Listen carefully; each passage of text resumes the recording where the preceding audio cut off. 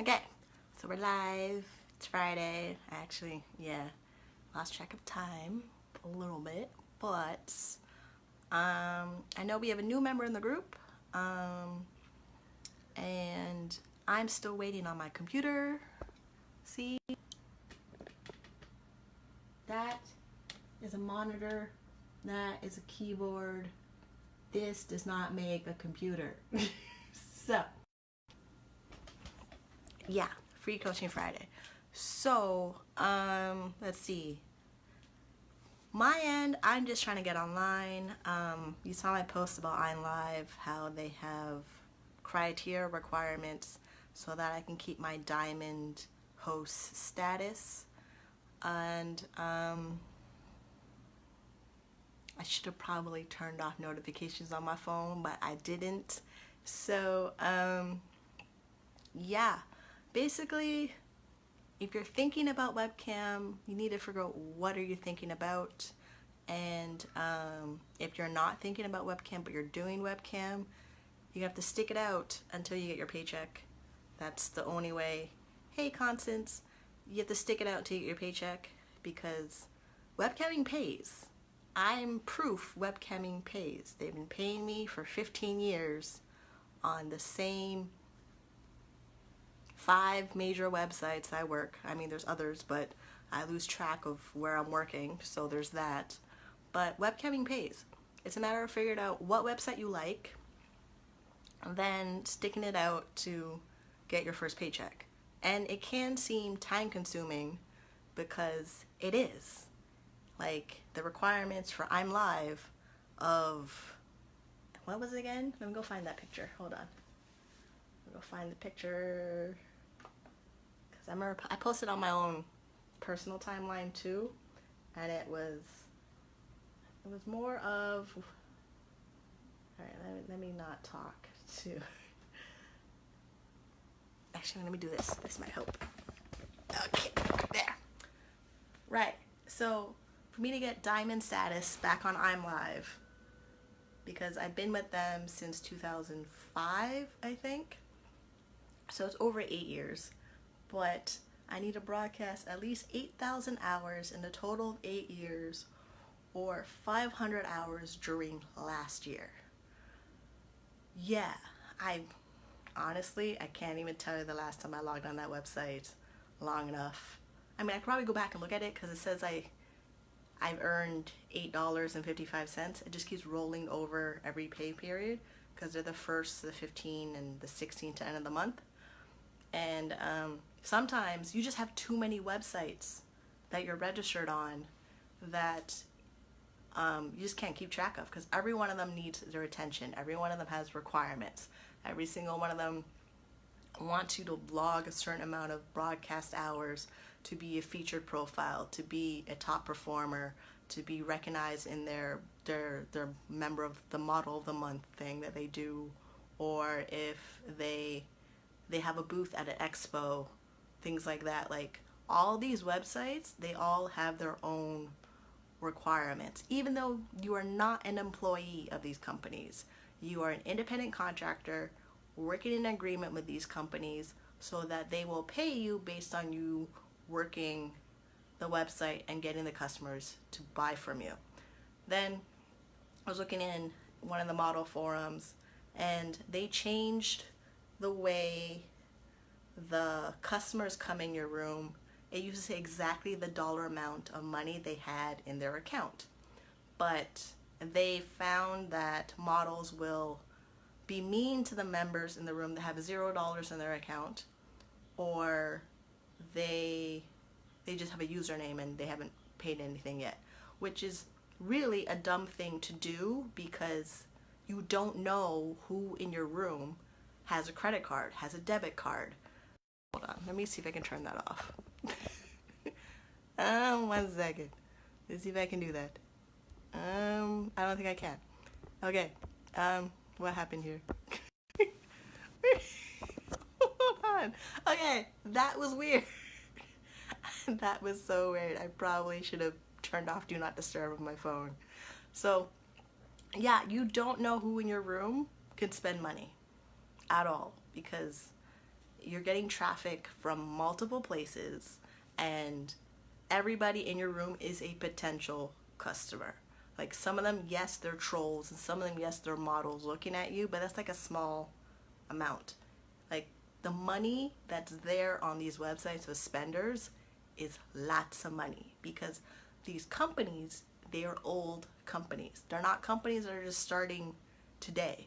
They're companies that are at least 5 years old or older. Like I'm Live has been around since the 90s. Flirt for Free has been around since the 90s. Cams.com has been around since the 90s. StreamMate's been around since 2003. My Free Cams has been around since 2003. I think the newest one is Cam Soda. They're new. Camster used to be Naked.com. They're pretty old. Like, majority of these websites are really old. There's only a handful of websites that are brand new, but like I said before, they are either from one of these major companies, like employees or something like that, or models, and they go out and make a website, and then they share the traffic, because webcamming as an industry and the customers, they're all the same. Like you could be on a website and your customer will follow you on every single website that you're on.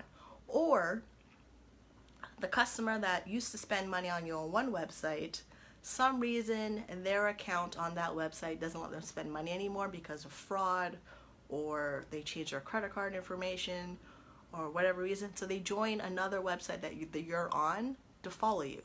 Like, this is what you're doing. Like, you want to plant your flag on a website that will make money for you, but then you also want to have multiple websites so that your income comes in regularly. Like right now, if I do the schedule of who pays me from the 5 websites, Night Flirt's once a month, I'm Live is twice a month, Flirt for Free is twice a month, Cams.com is twice a month, then StreamMate, iFriend, they're weekly.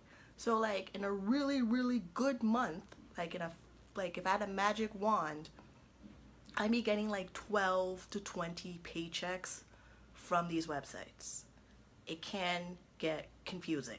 So you want to keep it simple. Like, keep it really, really simple. Because you can lose track of it. You can.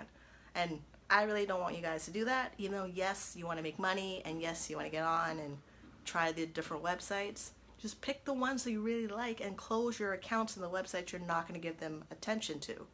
Like, if you let them know you're closing your account because you don't want to work them, as long as they don't close your account for breaking the rules, you could pretty much go back on that website. Like, iFriend is one of those companies where I made the account, I broadcast on it, life got in the way, I couldn't broadcast on that website. Then when I really looked at the company, I realized that they pay really well. They pay about 50%. Yes, they hold 10% for 6 months, but they pay that out as long as it doesn't get eaten up by chargebacks, which will be another topic. But now I'm looking at, they pay weekly. Why am I not getting checks from these companies weekly? Like, that was one of the things I was thinking about. And then, like, because of my experience in the industry, they list me as their feature porn star certified profile. Then, because I had a question for them in the support chat, I got asked if I want to be their model of the month, which is really, really awesome. It means more exposure, but I need to be on that website regularly to maximize the exposure.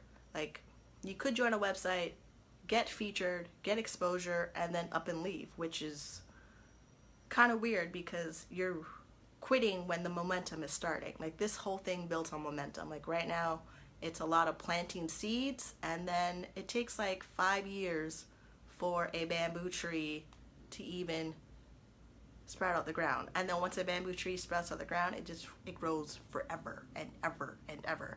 It's kind of like that. So you want to stick it out. Like, it's just what it is. And yes, all these websites seem to think that if you want to make success on it, that you're able to broadcast 90 hours in a month, sometimes 90 hours in a week. Yeah, that's a full-time level. Getting up to that really depends on what you're doing. If you're in school, you have another job, you have kids, all that stuff. But that's your own time management. For me, I really don't have like that much commitment where I have to worry about juggling things because this is what I do. But for everybody else that has other things, Just figure out your time. You know how to manage your time because of you know how to wake up for everything in the morning that you need to do, and then you know how to when to cook your dinner and when to like go to doctor's appointments and go to the hair salon and all those things. So you're already managing your time. Webcamming is one of those things to fit into your time. And that's pretty much it. So, questions. Unless Constance has no questions. Because I think I covered everything. And I'm still waiting on this computer that's driving me nuts. And I would like to do a video about equipment, but it'd be easier to do about equipment when I have the equipment here. That was the whole point. Because the way the setup is right now, like I moved it. Hold on. Yeah. So I moved, there used to be a table right here, my dining table, and now this is my nightstand. That's the monitor. That's the computer. So what's gonna happen is the new tower will go right here, and then the new monitor will go up here. And then the keyboard is another one of this. So I really like this keyboard for camming, but I don't really like this keyboard for typing or gaming. And yeah, like, cause how small it is. But for webcamming, it's pretty easy. Plus this is a clicker, and then the trackpad. I also hate the trackpad, but because of, I didn't want to have another mouse and then a keyboard, because sometimes my mouse likes to drop on the floor a lot. I'd rather just have the keyboard in one go.